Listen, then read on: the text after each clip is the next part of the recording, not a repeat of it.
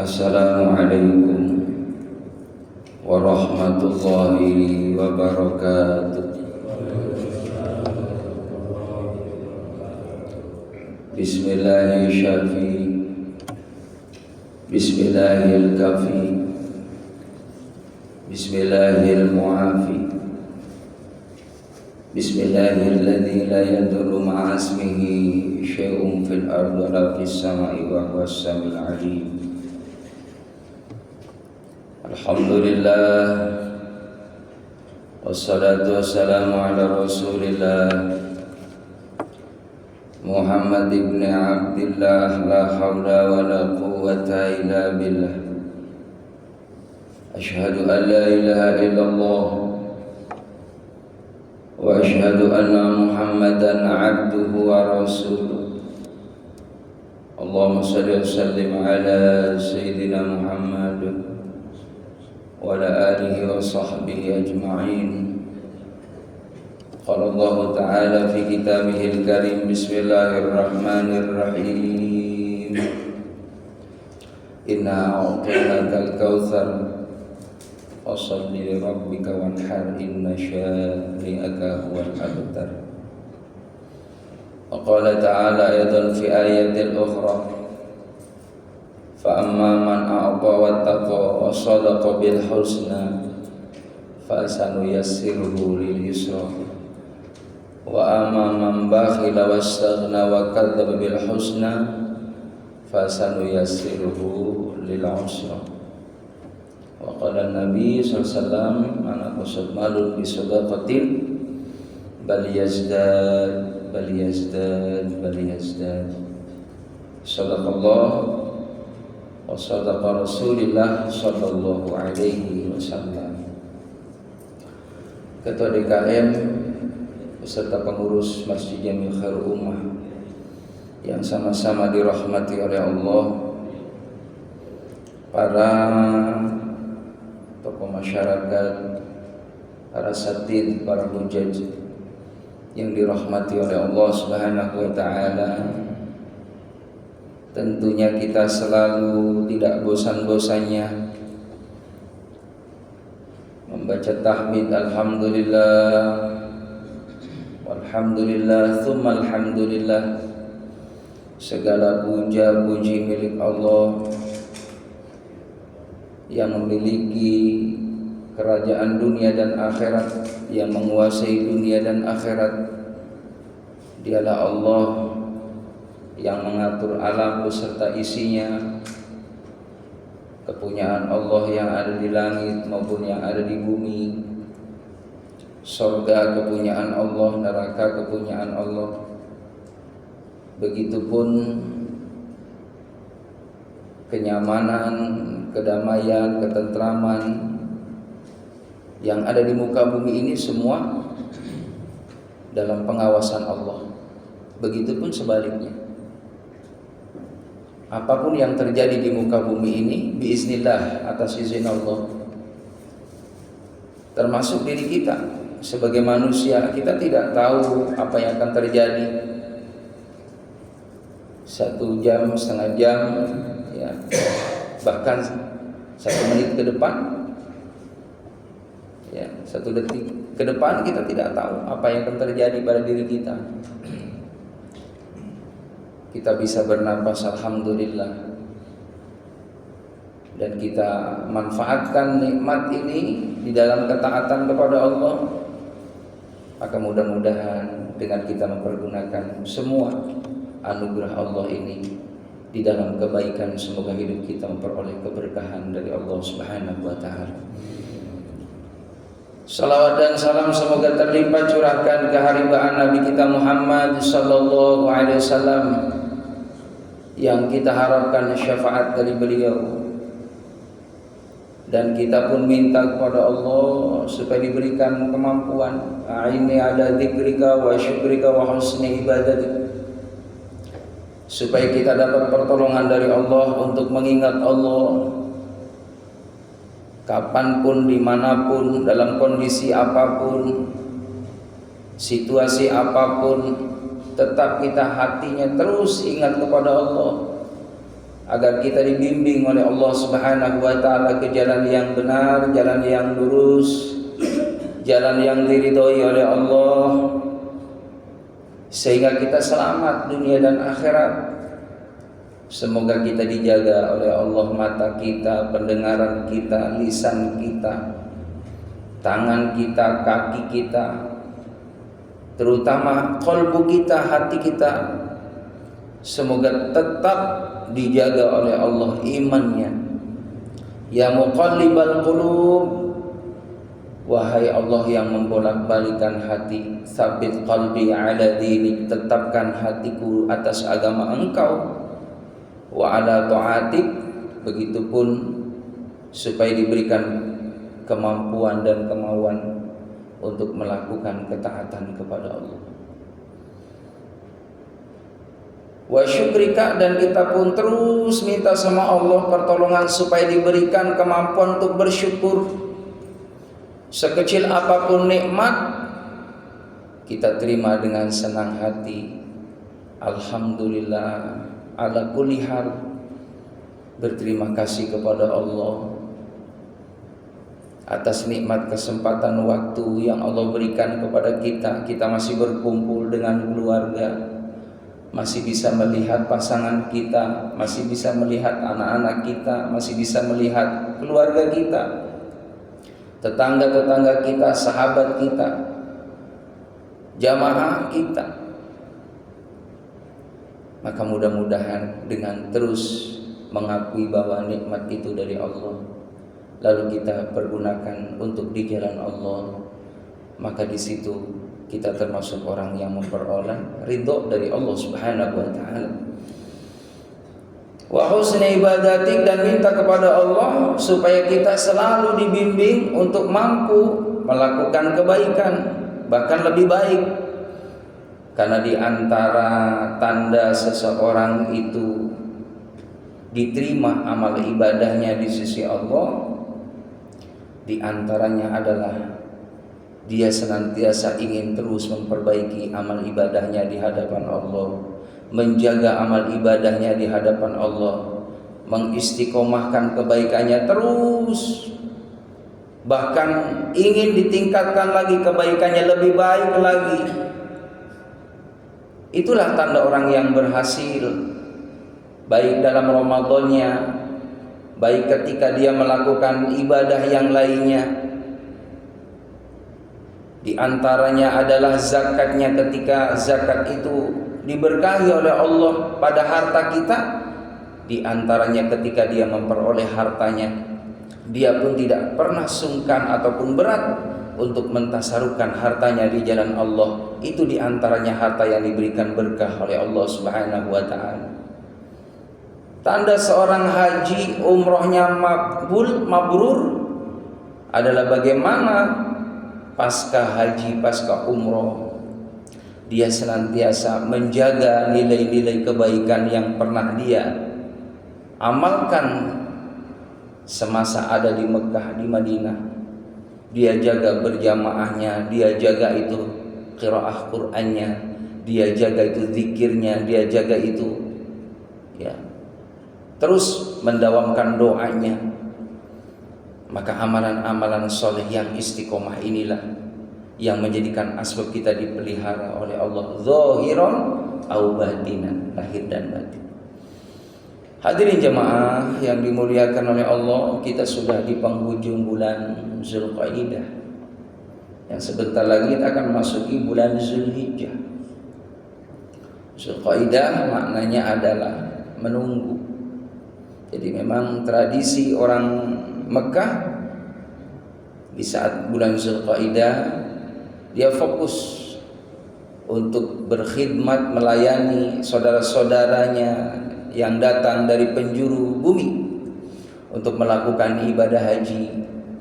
Maka saudara-saudara kita yang ada di Mekah pun ikut berkhidmat untuk melayani, membantu saudara-saudara ikhwannya yang sedang menjadi tamu Allah Subhanahu wa taala.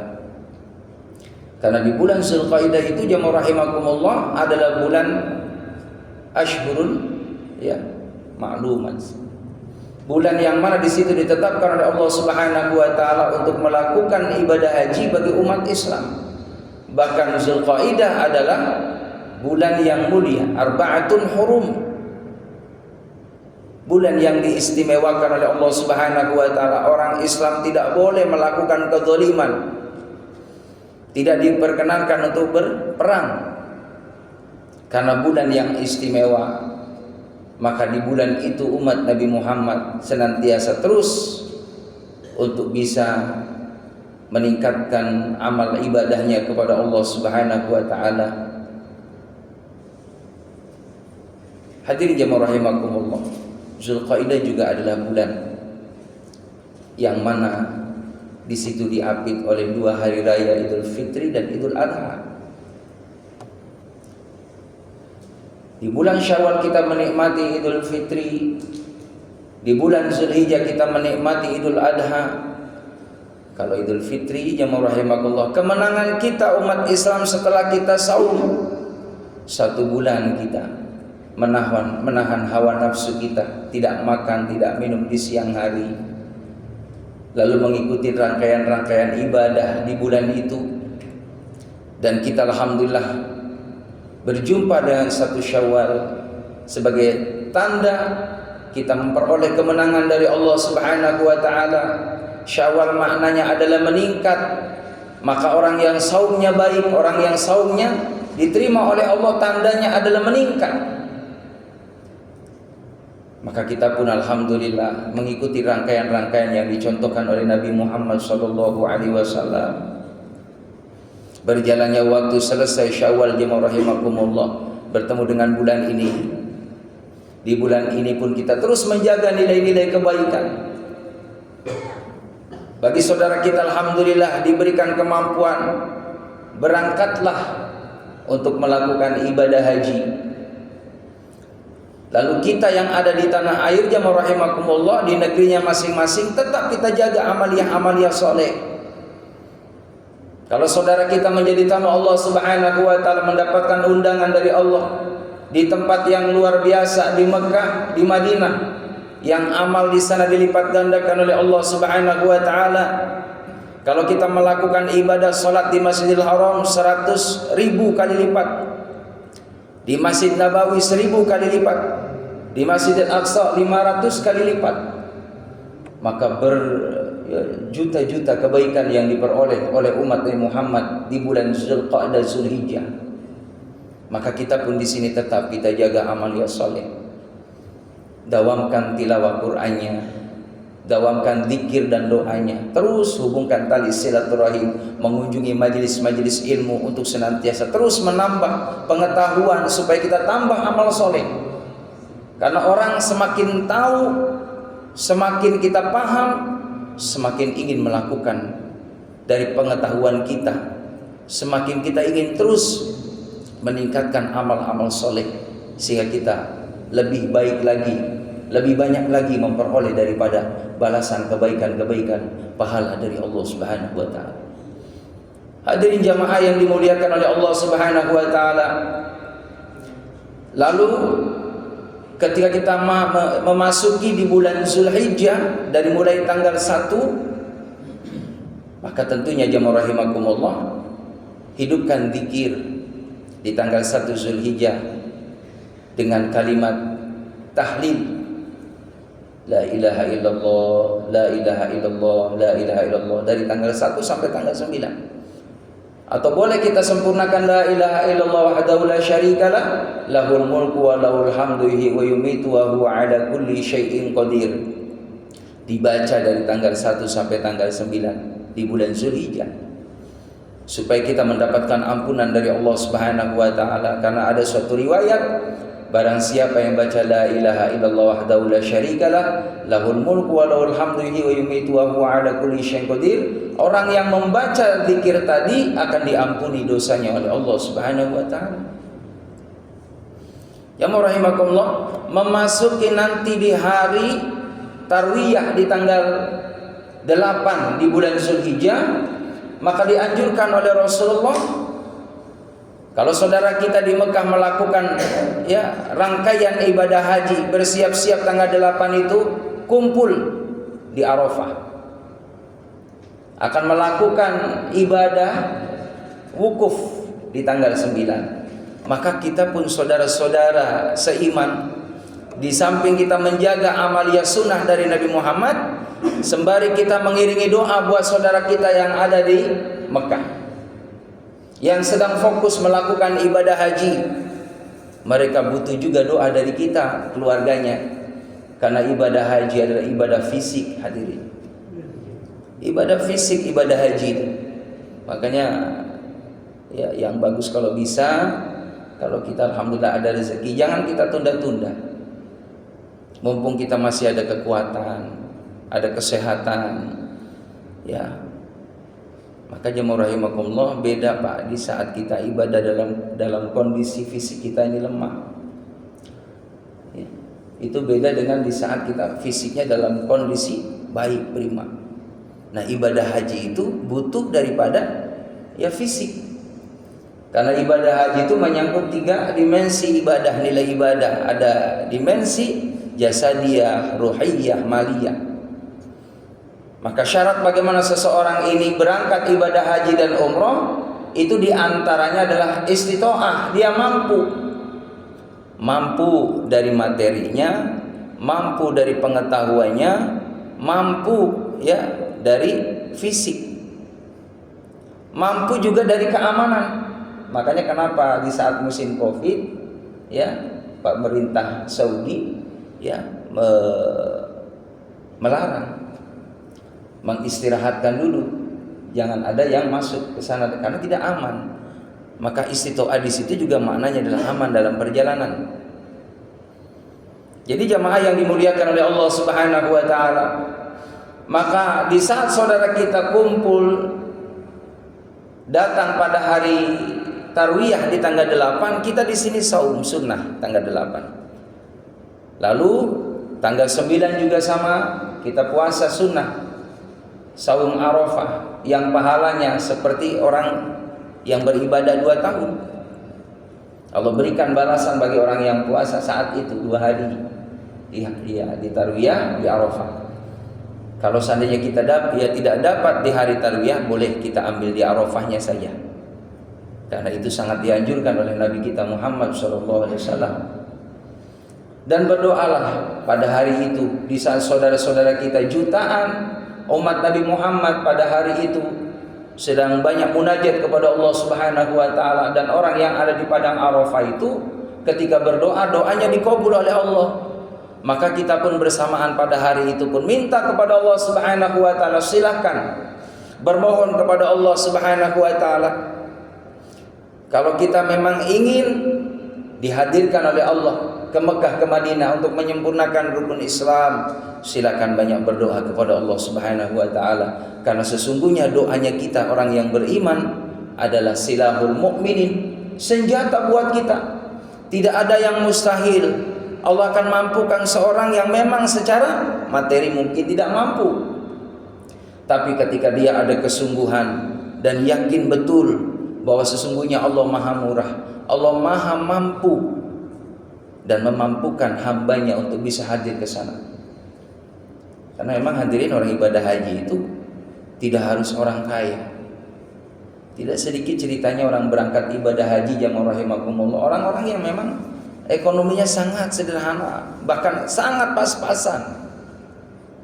Tahun ini jamaah rahimakumullah, menurut berita saya lihat itu di TV, ada di Jawa Timur, ya, di Madura itu ada orang yang paling miskin Pak di kampung itu. Ya. Dia hanya kuli, ya kuli serabutan lah. Kalau ada rezeki dia tabung, niat bismillah, ya Allah, saya pengen jadi tamumu ya Allah, pengen menyempurnakan rukun Islam, saya pengen sholat di Masjidil Haram, di Masjid Nabawi, saya pengen tawaf di sana, pengen sa'i di sana, pengen wukuf di sana. Ya, pengen bermalam di Muzdalifah, pengen lempar zumrah.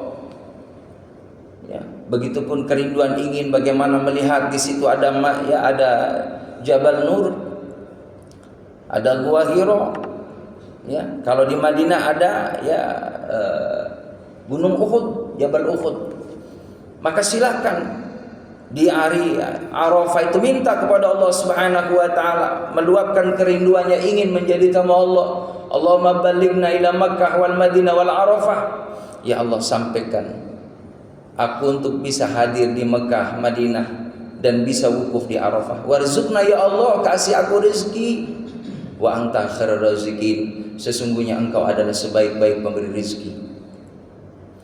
Bisa Pak diberangkatin tuh orang yang paling miskin padahal di sana.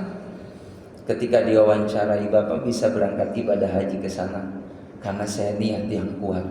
Yang kedua, sedikit demi sedikit saya nabung. Dapat rezeki 10.000 saya tabungin, 20.000 saya kumpulin, sampai alhamdulillah ketika beberapa tahun saya buka cukup untuk mendaftar haji.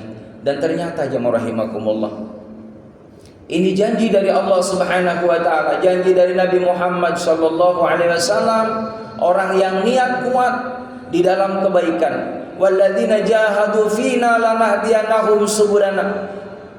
Adapun orang yang bersungguh-sungguh ada di jalan kami, kata Allah, dia ingin memperoleh ridhonya Allah, berharap rahmat, kebaikan dari Allah, pertolongan dari Allah, lanahdiyanahum subulana, maka pasti kata Allah akan kami berikan, kami buka jalan-jalan kemudahan buat hamba. Maka alhamdulillah hadirin bisa daftar haji tahun 2024 ini. Itu orang yang paling miskin di kampung itu Pak, rumahnya juga subhanallah paling jelek, paling gak layak hadirin di situ. Ya kategori fakir miskin, tapi bisa berangkat ke sana. Karena tadi sesungguhnya orang yang datang menjadi tamu Allah bukan karena banyaknya harta benda, bukan karena dia mampu, tapi dia dimampukan oleh Allah hadir ke sana hadirin. Labbaik Allahumma labbaik, labbaik la syarika laka labbaik, innal hamda wa ni'mata laka wal mulk la syarika lak. Kami datang memenuhi panggilan-Mu ya Allah. Kami datang memenuhi panggilan-Mu ya Allah. Kami datang memenuhi panggilan-Mu ya Allah. La syarika lak, tidak ada sekutu bagi Allah.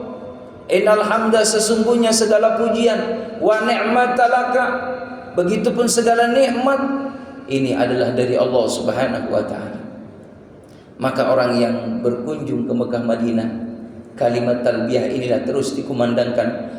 Labbaik Allahumma labbaik, labbaik la syarika laka labbaik, innal hamda wa ni'mata laka wal mulk la syarika lak. Mengambil mikot jemaah rahimakumullah ketika sudah di Jeddah, niat umrah jemaah rahimakumullah, memakai kain ihram 2 helai. Bismillah, Allahumma umraka ya Allah, labbaik Allahumma umraka, ya Allah saya umrah karenamu ya Allah. Maka berjalan jemaah rahimakumullah sampai di Masjidil Haram, melakukan tawaf 7 putaran dimulai dari Hajar Aswad. Bismillah, Allahu Akbar. Maka ratusan ribuan orang di sana sedang melakukan ibadah tawaf, yang mana tawaf ini nilainya sama dengan melakukan ibadah salat di hadapan Allah. Dinilai berzikir di hadapan Allah Subhanahu wa taala sambil membaca zikir-zikir yang dicontohkan oleh Nabi kita Muhammad SAW. Subhanallah, alhamdulillah, wa la ilaha illallah, Allahu akbar. Rabbana atina fid dunya hasanah fil akhirati hasanah wa qina adzabannar. 7 kali putaran jemaah rahimakumullah. Syukur-syukur kita bisa berada di Hijr Ismail, bisa masuk di dalamnya, melakukan sholat di sana, lalu di bawah talang mas jemaah rahimakumullah, di pancoran itu talang mas, kita munajat di hadapan Allah Subhanahu wa taala, karena disitulah tempat yang mustajab di hadapan Allah. Syukur-syukur bisa memeluk Ka'bah hadirin jemaah rahimakumullah. Alangkah bahagianya di saat kita haji umroh dan kita bayangkan di tempat yang mustajab ini, di belakang kita ada orang tua kita, mertua kita, mantu-mantu kita, ya saudara-saudara kita, sahabat-sahabat kita, berdoa di tempat yang mustajab jemaah rahimakumullah.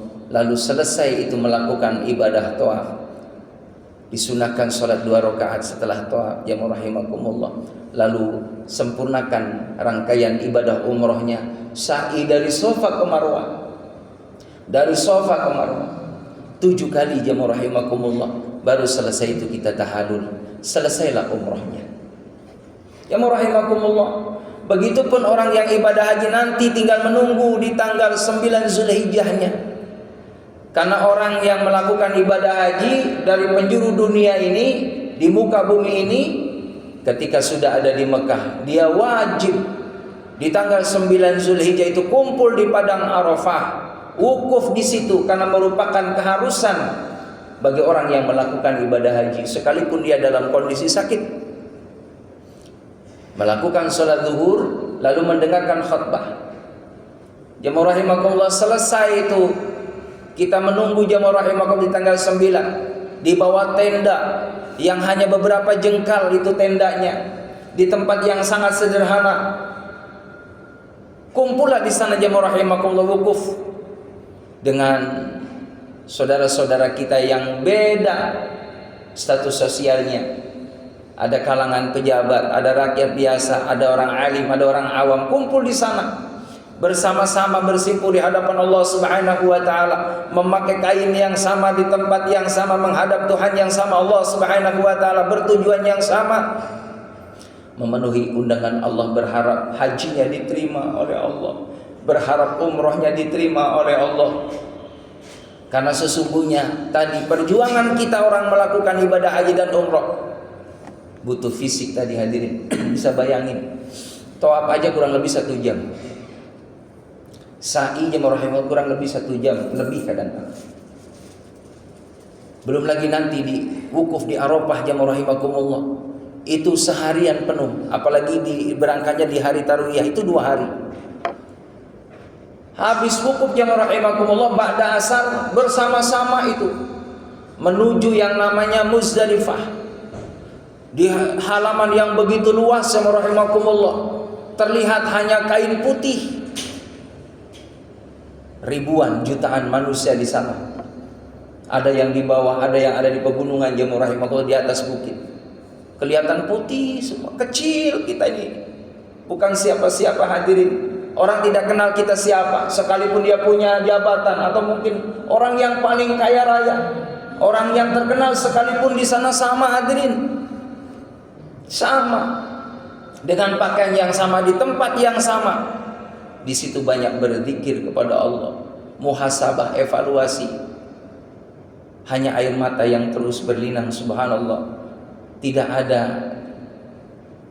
sedikit pun kecuali lisan banyak memuji Allah. Alhamdulillah ya Allah, ternyata aku sudah melakukan ibadah yang Kau fardukan.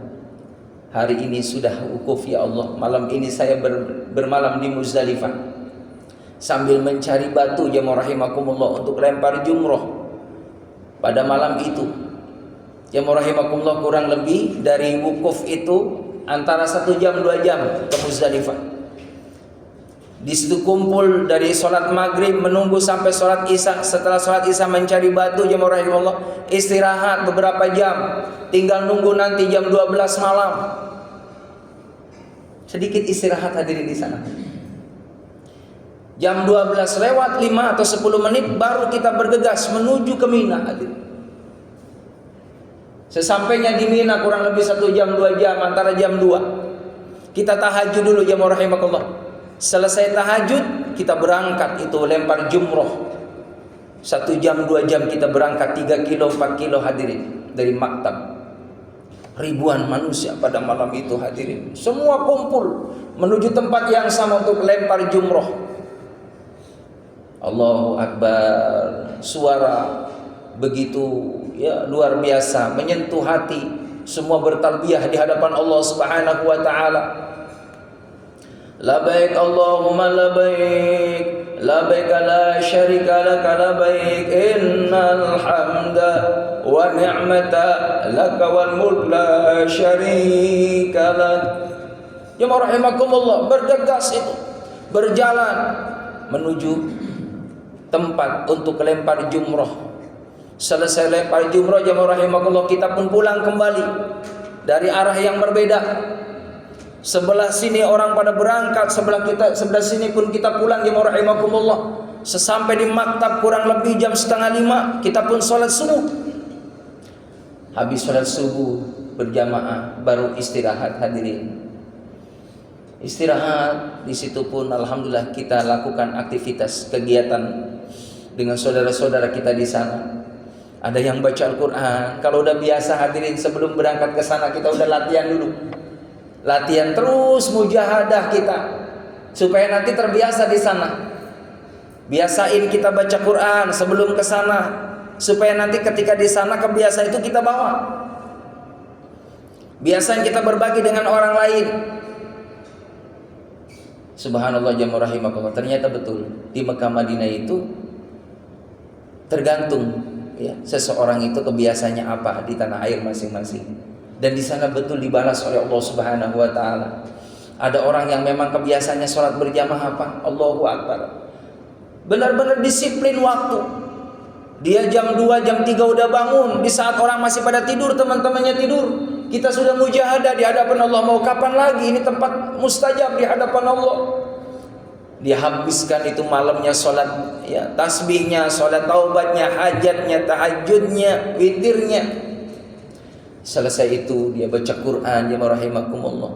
Dia banyak menangis di hadapan Allah karena membayangkan luar biasa anugerah yang Allah berikan. Kita termasuk dari sekian juta manusia dipilih oleh Allah Subhanahu wa taala untuk bisa hadir di tempat yang istimewa. Maka jamaah yang dimuliakan oleh Allah Subhanahu wa taala, 3 hari kita di Mina untuk melakukan ibadah jumrah. Selesai itu baru kembali lagi ke Masjidil Haram melakukan tawaf, baru sa'i, baru tahallul. Selesai rangkaian ibadah haji jamaah yang dimuliakan oleh Allah Subhanahu wa taala. Al-haju, yang namanya haji ini adalah waktunya ditetapkan oleh Allah, tidak setiap bulan. Kalau umroh itu boleh nanti di luar bulan Zulhijjah silakan. Dari mulai Muharram sampai Syawal sampai Ramadan. Tapi nanti kalau mau haji adanya di bulan Zulhijjah tanggal 9. Al-Hajju Arafah. Haji itu adanya di tanggal 9 pada hari Arafah. Ashhurum ma'lumat, yang waktunya harinya ditetapkan sama Allah. Jadi nggak semau kita Pak, orang ibadah haji itu nggak bisa dibohongin hadirin. Orang mau ibadah haji jamaah rahimakumullah ya nggak berangkat ke Mekah ya, mampir di Tanah Abang ya kan, 40 hari hadirin ya di hotel di situ. Ntar mau pulang 3 hari lagi beli tuh di pasar Tanah Abang, sama juga hadirin di sana ya. Tuh ada korma, ada kismis, ada kacang, ada tasbih, ada sejadah, sorban, apa aja ada hadirin. Ya orang pada pulang ya rahimakumullah dia ikut pulang. Ya. Giliran sampai di rumah jamaah rahimakumullah, kalau orang haji mah bisa cerita itu pengalamannya. Pasti bakal ditanya tuh sama tetangga-tetangga. Lah orang yang nggak kesana apa nggak bisa nerangin. Orang dari Tanah Abang 40 hari. Emang disangkanya sama, cuman hanya cari gelar doang haji. Jamaah rahimakumullah, beda orang yang sudah sampai di Mekah di Madinah. Allahu Akbar. Nanti bisa kita jelaskan ke sahabat-sahabat kita, saudara-saudara kita, bagaimana Pak Haji. Ini kalau sudah berangkat di bulan Zulhijjah boleh dipanggil haji, boleh. Karena udah hajinya haji besar nih. Kalau umroh haji kecil. Begitu kalau orang manggil ke kita nih belum haji, ya itu doa. Orang gampang sekarang Pak, mau dipanggil haji gampang. Berangkat aja ke pasar Pak. Ya, pasar Pondok Timur udah pada panggil haji, pada pengen kopiah haji. Pak Haji mampir Pak Haji, pilih Pak Haji. Gitu ya. Ya rahimakumullah, itu doa nggak apa-apa. Ya. Tapi yang sejatinya orang yang berhak mendapatkan gelar haji, orang yang sudah benar-benar wukuf di Arafah. Jadi boleh nanti bikin kartu nama ditulis ha. Ya, cuman udah satu aja Pak, jangan mentang-mentang haji 3 kali. Hahaha. Ya, jadi haji itu hanya simbol nama doang, simbol. Bahwa kita alhamdulillah sudah menjadi tamu Allah. Orang manggil haji orang lain itu boleh kalau kita udah haji. Enggak pun jangan marah. Ya, jangan tersinggung itu. Udah mentang-mentang haji dipanggil namanya Pak Yono. Enggak nengok hadirin. Giliran Pak Haji Yono baru nengok. Ya kira dipanggil Pak Yono doang, Pak. Udah haji dia nggak nengok. Dia bilang, emang manggil Yono doang kan saya udah haji. Oh gitu. Jadi jemaah rahimakumullah, panggilan haji itu orang yang benar-benar sudah wukuf di Arafah. Nanti di tanggal 10-nya jemaah rahimakumullah, kita nih yang ada di luar daripada Mekah, Madinah, kalau mau kurban di sana pun juga bisa. Di Mekah mau korban, bahkan ada keterangan karena sholat di sana 100.000 kali lipat itu kan. Gimana katanya afdolnya korban di Mekah? Ya bagus saja. Ya boleh korban di Mekah, boleh di tanah air apalagi. Ya kalau memang membutuhkan, tanah air lebih butuh. Oh di sana kan banyak yang rahimakumullah. Tapi kita di tanah air yang rahimakumullah, yang namanya orang nitip sapi Pak di masjid, di musola, apalagi di perkampungan itu jarang Pak. Di kampung-kampung boro-boro sapi harganya kan 30 juta. 7 orang kolektifan, ya masih dalam kondisi sangat berat bagi mereka hadirin. Kalau kita di perumahan dapat penghasilan yang alhamdulillah gitu kan, tetap tiap bulan kita ada pendapatan, kita bisa tuh kolektifan 7 orang yang rahimakumullah. Jadi korban itu ini perintah dari Allah, dan perintahnya ini terus istimrar, berkesinambungan. Fasholli li rabbika wanhar, maka sholatlah untuk Tuhanmu dan berkurban. Apa keutamaan orang yang berkurban? Satu, orang yang berkorban itu ada amalan yang disukai oleh Allah. Jadi orang yang berkorban itu adalah amaliyah yang disukai sama Allah. Jadi kalau kita ingin dicintai sama Allah, berkorbanlah di jalan Allah. Sebagaimana dulu Nabi Ibrahim alaihissalam untuk menjadi Khalilullah, kekasih Allah. Maka jemaah rahimakumullah, itu hartanya ditasarufkan di jalan Allah. Nabi Ibrahim setiap di bulan Zulhijjah itu Nabi Ibrahim berkorban 300 ekor unta. 300 ekor unta, 1000 kambing. Itu Nabi Ibrahim tiap tahun Pak. Dan itu kata Nabi Ibrahim, aku tidak pernah berkurang hartanya. Bapak bisa rasakan, nanti kalau sudah tiap tahun berkurban di jalan Allah, itu nanti jalannya ada aja Pak. Jalannya ya kaliganya aja bisa nabung, bisa ngumpulin, di hari hanya bisa beli kambing. Bapak rasakan, dan itu tiap tahun usahakan. Niatkan kita, ya Allah saya korban untuk saya. Kalau memang alhamdulillah rezekinya banyak, bisa punya 30 juta, ya kan, satu sapi, berarti anak kita ayo kita libatkan. Nah, niat buat saya, buat istri, buat anak, buat orang tua. Lalu gimana orang tua kita sudah nggak ada? Bismillah, korban atas nama orang tua kita yang udah nggak ada, almarhum, almarhumah, boleh. Jadi jemaah rahimakumullah, maka hewan yang dikorbankan adalah kambing, ya kan, sapi, kerbau, unta. Nah, itu jadi yang berkaki 4 dalam ilmu fikih. Terus gimana kalau ayam? Ya boleh. Nanti jemaah rahimakumullah, saking pengennya korban jemaah rahimakumullah, Bapak berangkat ke pasar, beli 20 ayam. 20 ayam diiketin Pak, biar kakinya 4. Ya, jemaah rahimakumullah. Nah kalau ayam ini udah nggak masuk kategori Pak, nggak masuk. Tapi apakah dapat nilai pahala? Dapat, wong sedekah. Tapi berbentuk matang hadirin. Mohon maaf ya, jangan dikumpulin ayam di situ, dikumpulin 20 Pak. Iya Ustaz, mohon maaf, tolong potongin ya, niat korban. Gitu. Ya itu tidak termasuk kategori gitu. Boleh dimasak buat orang yang lagi ngurusin kurban, buat makannya boleh. Jadi niatkan, ya Allah, hari ini saya untuk mendekatkan diri kepada Allah, saya ingin bersedekah, mampu saya motong daripada ayam negeri. Gitu hadirin. Bismillah. Dan sunahnya motong itu orang yang berkurban. Jadi Bapak jemaah rahimakumullah, nanti kalau kita nitip hewan kurban, kita sendiri Pak. Makanya latihan dulu Pak Ustadz cara memotong itu kan. Bismillahirrahmanirrahim. Shalawatullah ala Muhammad. Ada doanya, Allahumma hadza minka wa ilaika fataqabbal minni. Ya kan, Allahu Akbar. Nah, terus dipotong. Itu sunahnya orang yang berkurban, yang memotong. Kalau enggak, ya udah titipin ke Pak Ustadz. Ya Pak Ustadz, nih saya nitip sapi buat keluarga saya, nitip kambing, ya. saya mohon dipotongkan atas nama keluarga saya. Nanti Ustaz nyebutin buat keluarga si fulan. Bismillahirrahmanirrahim begitu. Cuma jangan nitip doang Pak, jangan nitip doang. Ya, kalau bisa banyak pengertian sama Ustaz begitu ya. Kasih duit nggak usah banyak-banyak 5 juta. Ya, begitu. Jadi pengertian lah ya gitu buat Ustaz yang motong. Apalagi sapi butuh tenaga itu Pak. Sapi butuh tenaga. Kalau bisa jemaah rahimakumullah untuk memberikan yang namanya uzroh gitu kan, artinya suatu penghargaan ke orang yang tadi motong hewan itu, kalau bisa di luar dana yang tadi itu kolektifan. Jadi yang ngumpulin dulu tuh dari 7 orang, yuk 50-an begitu, baru kita kasih di luar uang itu. Kalau untuk kurban mah tadi dapat 30, beli yang seharga itu semua habisin, yang duit tadi tuh, biar jadi hewan tadi yang maksimal harganya 30 ya 30.